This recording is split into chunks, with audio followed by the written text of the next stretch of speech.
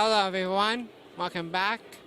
We are here at the 2022 Comicon, and we're here to take you, all of you, with us and have fun watching this year's Comicon.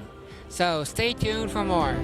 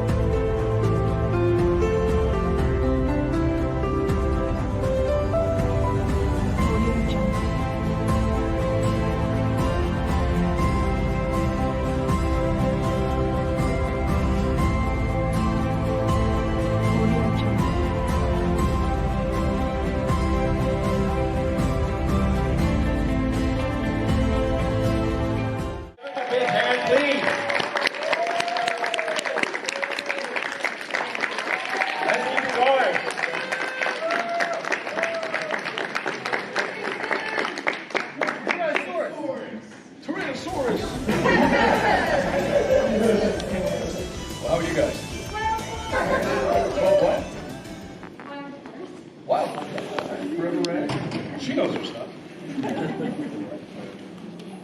There was a big thing in my life. Don't tell anybody I said that. Well, it's a real pleasure to have you here. And can we go right back to the beginning? Did you ever see how influential, how enduring the Power Rangers is going to be? We're here, we're still talking about the Power Rangers, and you're here with us. Yeah, it blows my mind 30 years later that we can sit here and I can talk to you now as adults. Some of you were hiding behind your mom's legs, you were 4, 5, 6, 9, little ones. And now we're sitting here as just bigger children talking about the same thing 30 years after. And, some of your parents loved the show because we were the best babysitter that they had. Others of them hated the show because it was so violent. And to all of those parents, you should say, but you watched Wile E. Coyote and Roadrunner. That was violent. And now some of you are raising your own children. And you're showing them the show, showing them where it started. And now Netflix has taken 700 episodes plus, less, give or take, I don't know, a lot off of Netflix. And now the only one on there is an NPR. So...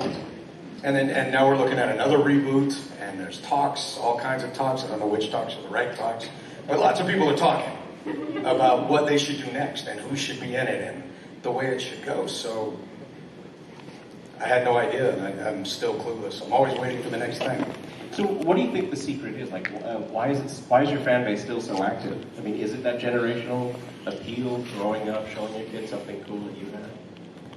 If I told you a secret, I would have to kill you. I think you can do it, too. Very important, the secret of great Russian mafia. Power Rangers, sorry, there's another problem. I think the secret is that we didn't limit any of the characters, not the men, not the women. We didn't limit them by sex, we didn't limit them by race, we didn't limit them by color. It was open. Everybody was their own hero by their own right. So whether you watched because you loved Kimberly, or Jason, or Zach, or Billy, or Trini, there was somebody there for you guys to identify with. And in later seasons, even more of that's true. I think we've had so many different people from all around the world representative of so many different anthropological backgrounds that just made the show unlike so many others. And we had live action, and we had robots, and we had really cool guitar music. And we destroyed the city every day and then rebuilt it for the show the next day. Who else does that? So how did you cast? How did that come about? I went to the audition on a $20 bet. Okay, that's a story. I was a kid. I was in high school. I was legitimately a high school kid with attitude. And I taught martial arts. I played football. And one of my first martial arts students in Whittier came to my dojo, and he was an acting coach, a commercial acting coach. His name was Bob. Bob, was like, hey, I run an acting school. We have tons of people. You should come up and take some acting classes. I was like, no. I don't like cameras. Don't like large groups of people. I don't want anything to do with that. I'm an introvert. I like my privacy. See, like other people, my wife, she's loco. She loves everybody. She's like, put her in the party and she's having a great time. For me, I'm like, you go to the party, I'll read a book, go to the gym, pet the dogs, train the dogs, work out, whatever. So he was like, you should come to the class and take some classes. I said, no. He goes, well, if you came and took some classes, you'd meet a lot of my students. And maybe you could pull some new students into your dojo. And I went, aha. All right, you got a deal there. So I showed up and definitely got more students. And they came to my dojo and I was doing great. And things were great. About 3 weeks into it, he starts bugging me. He's like, hey, I heard about an audition. They're looking for teenagers with attitude that have martial arts, gymnastics, and other cool abilities. You should go. And I was like, no. And 3 weeks he nagged me, go, go, go. I was like, no, no, no. And finally he says, I'll bet you $20 you won't be wasting your time if you go to the audition. I went, unlike now, gas was 92 cents a gallon. I could get a loaf of bread and some bologna. I had like lunch meat for a week and gas. So I was like, I'll take you $20. So I went to the audition, and there were about 10,000 people that tried out for the first series. It was called Phantoms, and I lost $20. The show changed its name from Phantoms. My character's original name was Victor, which, how weird, can you imagine? Victor the Red Ranger, anybody? No. I mean, that sounds like something in a telenovela from Latin America. Kimberly, I'm going to need you to pull the Megazord around the front. It is time for us to go to battle. Oye, amigos. Like, how weird would that have been, right? Kimberly, what do you mean you will not go out with me tonight? Like that's just... Oh, yes, maybe that kind of guy. Yeah. Dígame qué pasó. So, yeah. See, Spanish novella, it gets you every time. Is that foreshadowing thing you were talking about? Oh, there's more to come. There's more to come. So, your background in martial arts, you've got a black belt in Taekwondo, black belt in Judo, is that correct? Where did that come from? Like, how did you get into that? Well, my dad was a martial artist. I started at 5 with my father. Then he went to war. In a war probably none of you have even heard of. It was in El Salvador against the FNLN. And they were trying to overthrow the government, so they needed American intelligence officers and special forces guys to go down there, and my dad did. So anyway, he deployed, and then I couldn't train with him, so my mom, thinking my crazy 5-year-old son needs discipline, and not that my mom was a retired cop. Dad was a Marine, so discipline was bountiful in my house. But she thought, let me get him some more. So she took me in New Mexico, down the main street, and signed me up for judo. And I went in at 5. Everyone else was 11 and up. And I got beat up a lot until I figured out that being shorter and smaller than all these 11-year-olds was actually an advantage. And then I learned how to destroy people. And it was great. So judo was my first martial art. As a Marine, my father had us all over the world. So it was either quit martial arts or take whatever's available wherever we land. So I've probably been through 23 different systems now in my 37 years in the arts. And I blacked in Kenpo, Taekwondo, I had my second dan, and Chongdokwan Taekwondo, which doesn't even exist anymore, because now it's all World Taekwondo Federation, World Taekwondo Organization, and stuff like that. And then I picked up some others, and I train all the time, all over the place. But I think the difference between me and a lot of martial artists today, not all of them, but a lot of them, is I don't run my mouth. You're not going to ever see videos of me on social media challenging somebody or calling them a bunch of names. Who would I be talking about? I have no idea, right? I just don't do that, because I believe one of the traits of a real martial artist is humility, inner strength, and not, biceps, but I mean fortitude, inner strength, which helps build character and integrity and gives you the ability to persevere through hard times.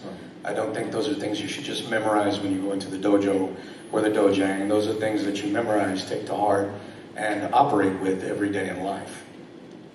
And there are a lot of martial arts today, or martial artists today, that may have some of those things, or even all of those things. But there's also a good majority that spend all their time running their mouths, hyping up the internet, looking for those feeds, wanting all these responses, challenging other fighters like 4th graders, 5th graders at school where I went. And that, in my mind, that's none of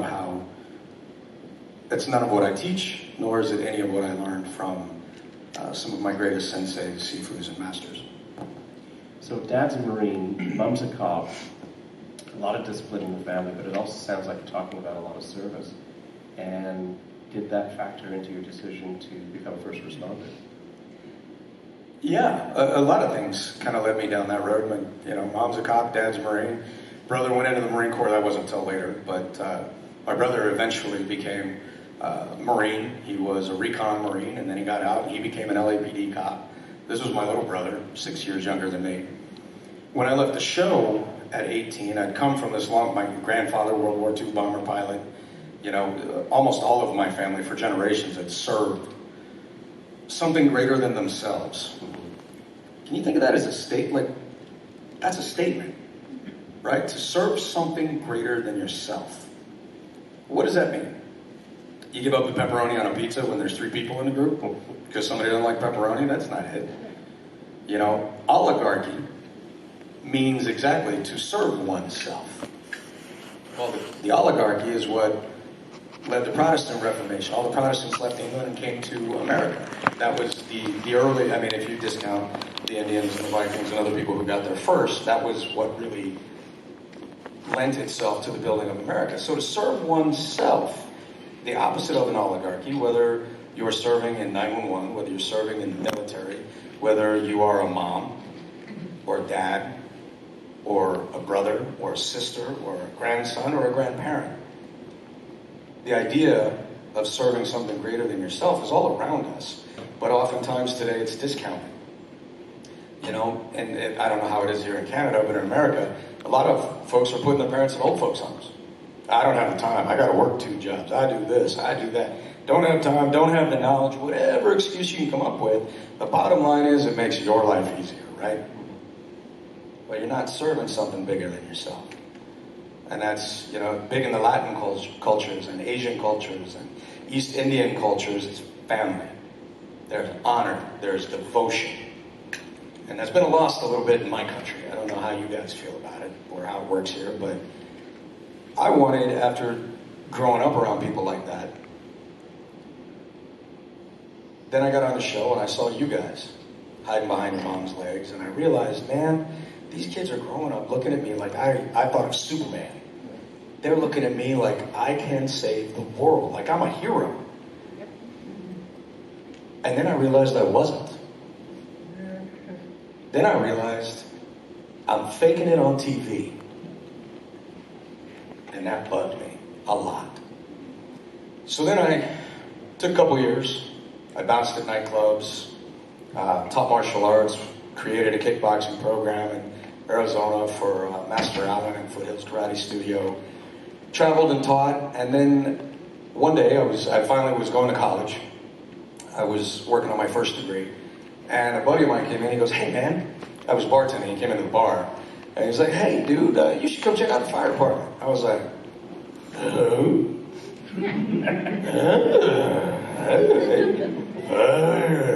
Good. So I went and checked out the fire department, and I fell in love with it because I'm crazy. I'm an alpha male. I love doing crazy stuff. The more dangerous, the better. And I thought, this is how.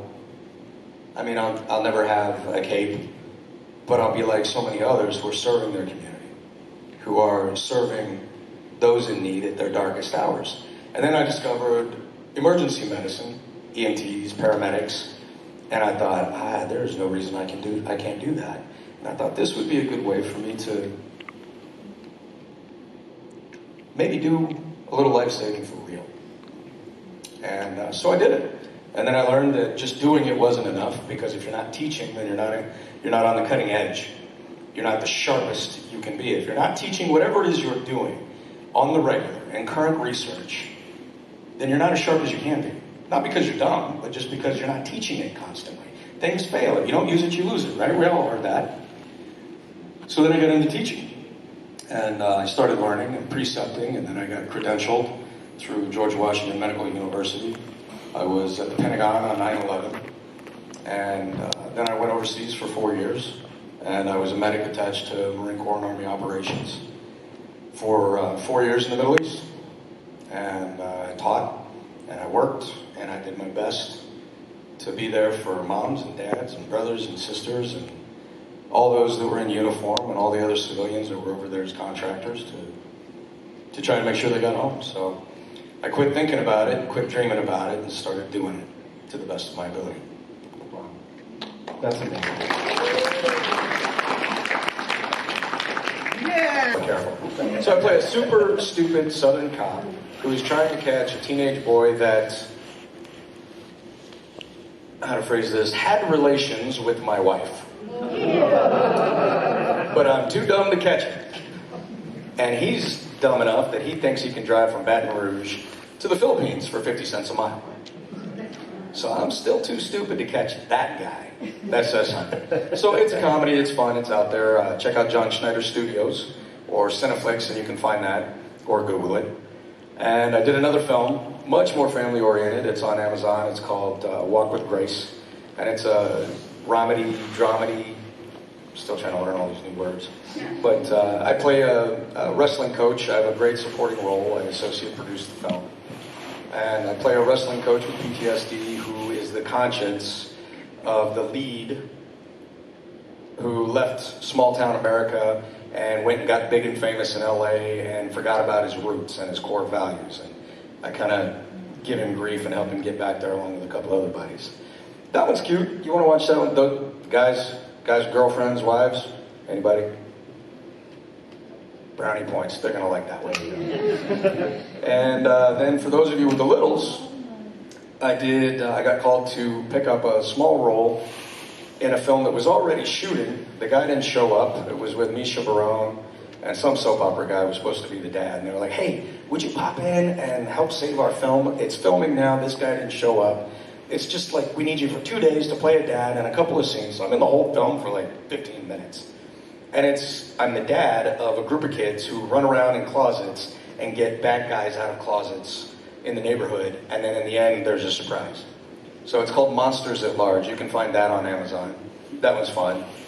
Other than that, I have an online store. I ship to 240 countries around the world. I'm a published author. I've written on the martial arts. That's published. That's been out a while. I have a jewelry line I'm developing. I'm executive producing a video game called Black Salt Corruption. It is the world's only 3D martial arts arena fighting video game. And you can Google that. How many of you on Steam? Anybody? Okay, so right now it's on Steam. You can get it for, I think it's like $9.99 or $10. And you'll see my character, as just like Jason, I'm half naked from the waist up. And I got a red dragon tattoo down my arm. I can't imagine why that's there. And I use the Chinese chain whip with a spear tip. So you should check that out. It's super cool. And then we're going to drop on Nintendo, Xbox, and PlayStation, I'm hoping early next year. So you can check out that. And then there's, I'm trying to think of what I can summarize real quick. Autism Power. I work with autismpower.org. They're out of Columbus, Ohio. It is our goal. I'm tired of seeing people on the spectrum go to places that are supposed to be good for them. And what it turns out being is let's hold hands and go sit down and eat pizza and play video games and not learn, not be active, not be mentally, critically engaged in any way. There's no betterment in that sort of thing. It's just time consuming. So our goal is to provide, our ethos is live, work, and purpose. So the idea is we take school-age children or older and we bring them in to a greenhouse where we have hydroponic systems where we teach people about, we give them a green thumb. So whether it's growing herbs, plants, produce, flowers, things along those lines, they learn, and they're paid full wages, not discounted wages bagging groceries at a store. And they are around people who understand autism and know how to communicate and operate within the spectrum. So it's about giving them the ability to live better, work and create their own income, help provide for themselves, and help give them a purpose. Because once you understand agriculture on this level with produce and herbs and all these other things, there's a lot of other things you can do. So that's kind of the goal with autismpower.org. You can check them out online. Anthony Iacampo is a very good friend of mine. He's the president, and I'm on the board. And you can ask questions and tell him I sent you. It's amazing. Yeah, so there's a lot more. I just can't think of a lot of it offhand. Well, before we turn it over to the fans for questions, I was curious to know if you've ever had a fan moment or an experience with a fan that stands out in your life. I have good ones. I have funny ones. I have some creepy ones. Oh, I gotta laugh. You want the creepy one? Oh, there you go. You guys, you're twisted. I knew it. All right. Yeah, you'll be watching the rated R movie I told you about earlier. Okay. All right. So this guy, there's this guy. He shows up. And he shows up at my table and he comes to me. He's like, "Hey, man, I'd like for you to sign my butt." And I said to myself, I don't know if I really want to sign his butt. And then I was thinking, I think I'm going to skip this. So when he looks at me, he goes, "All of the other guys, except for you and Karen Ashley, have already signed my butt." Now I'm getting creeped out. Yeah. I'm like, "You're telling me you got all of my co-star signatures on your backside?" And he's like, "Yeah." He goes, "I went and had it tattooed after it was signed." Yeah, okay. Now look, so many things go through my mind. A lot I have to leave out because we have littles. But I'll skirt around one of them, which is... No. At some point, this man is going to have relations with somebody else. And all over his bum are going to be a bunch of other people's names. How do you explain that in the bedroom? Hey, listen, so like you had a great date. Imagine this, you had a great date. You and this girl or you and this guy, you got along great. Everything is smashing. Chemistry is all there. So cool. And then you make it to the bedroom. And the moment is arriving and it's time to disrobe. Now before how do you broach that with this beautiful girl who currently has interest in you? And say, "By the way, I've got a bunch of names from Power Rangers tattooed on my butt." Yeah. Now let's jump on the other side of this coin and be the girl. I'm sorry, what? Like now, if I was the girl, I would wait a minute to run out of the room because like a train wreck, I would still want to see it. Right? I'd be like, oh, okay, that's cool. Could you show me? Yeah. Oh my God, that is so cute. Look at that. That one just goes from here all the way to here. That's beautiful. Who are these people again? Oh, they're color coordinated. Okay, all right.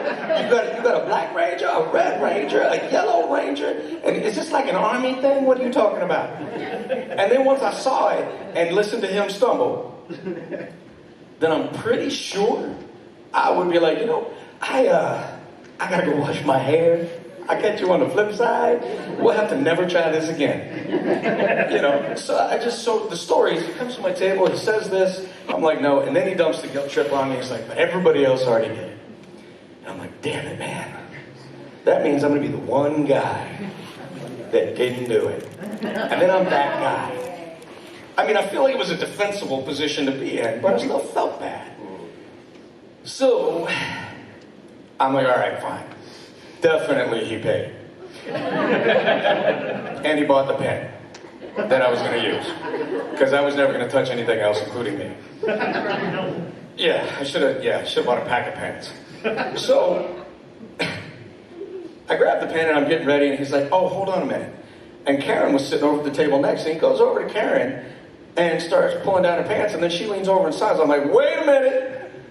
You told me everybody else already did this. He's like, well, she agreed. She just hadn't physically done it yet. And I'm like, so... And I looked over at Karen, and Karen's looking at me, and she's just like...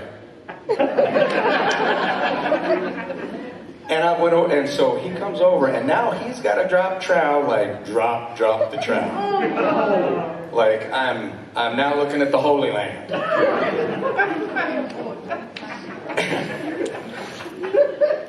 You know, I just...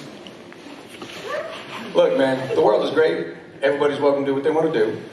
But I have never found any attraction in another man's hairy butt. So, I grabbed this pen. He's like, just, whatever you want to do, you can make it, as big as you want. I'm like, oh. So I grabbed that Sharpie, and I straight up Zorro'd both cheeks. So somewhere in the world is now a Zorro butt with my name on it, and all the other Power Rangers.